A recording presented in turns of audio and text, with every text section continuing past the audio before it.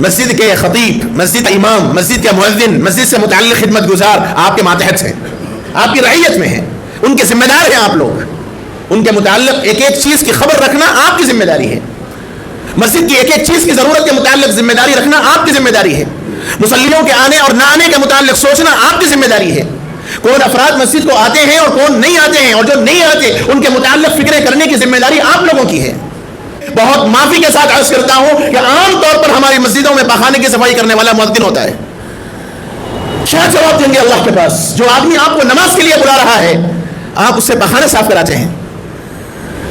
کبھی آپ کو توفیق ہوئی ایک مرتبہ آپ کی زندگی کے اندر کبھی آپ پخانے کی طرف گئے کہ صفائی کیے ہو؟ لیکن یہ عاجز ایسے اماموں کو اور ایسے مؤذنین کو جانتا ہے جو باضابطہ مسجد کے پخانے صاف کرتے ہیں، ان کی قدر مانیے، ان کا احسان مانیے آپ حضرات، اللہ کے ان خادموں کی، اللہ کے گھروں کے ان خدام کی قدر کیجیے، وہ آپ کے خادم نہیں ہیں، میں بار بار کہتا ہوں وہ آپ کے نوکر نہیں ہیں، چار پیسے دے کر آپ ان کو اپنا سرخرید غلام مت سمجھیے، اللہ کے واسطے آپ کی مجال نہیں ہے، آپ کی حیثیت نہیں ہے آپ ان خدام مسجد کی تنخواہ دے سکے۔ تنخواہ کا لفظ پہ غور کر لیجئے، تنخواہ کے معنی ہے وہ چیز جو جسم چاہنے والی ہو۔ ضرورتیں آپ کے گھروں کی 30 سے 40 ہزار میں پوری نہیں ہوتی، ایک امام کو آپ 8 سے 10 ہزار دے کے کیا جتلانا چاہتے؟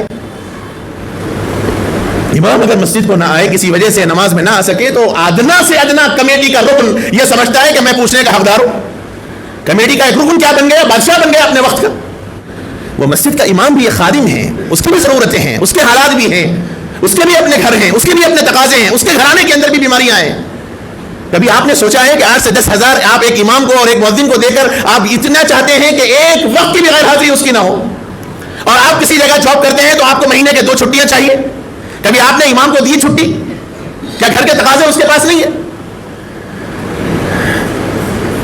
دنیا کا شاید یہ واحد ملازم ہوگا، دنیا کا واحد ملازم امام اور مؤذن، خطیب کا تو مسئلہ الگ ہے، اس کو تو پھر بھی آزادی ہوتی ہے، لیکن امام اور مؤذن دنیا کا واحد ایسا ملازم ہے جس کو کوئی چھٹی نہیں ہے، سال کے 12 مہینے کوئی چھٹی اس کو نہیں ہے، اسے جانا بھی ہو تو وہ کسی کو انتظام کرنا پڑے گا۔ تو بعد میں نے ان سے پوچھا کہ آپ جھاڑو کیوں دے رہے تھے؟ ایک مرتبہ تو دے، تو کہا کہ صدر صاحب کا حکم ہے ہر 2 نماز کے درمیان مسجد کی صفوں کو جھاڑو دینی چاہیے، کم سے کم 3 صفیں تو ضرور۔ ٹھیک ہے، کیا آپ کے اپنے گھر میں آپ نے اپنی بہووں کو، اپنی بیویوں کو، اپنی بیٹیوں کو پابند کیا ہے کہ دہلان میں روزانہ دن میں 2 مرتبہ جھاڑو دیں؟ جب آپ جس گھر میں رہتے ہیں آپ کو اپنی بیوی بچوں سے بولنے کی ہمت نہیں ہے تو ایک خادم کو بولنے کی ہمت کہاں سے آ گئی؟ تنخواہ دے رہے ہیں صاحب، پیسے دے رہے ہیں صاحب، ملازم ہے صاحب، انہوں ہمارے حاکمانہ لہجہ۔ مسجد کے ذمہ دار لوگ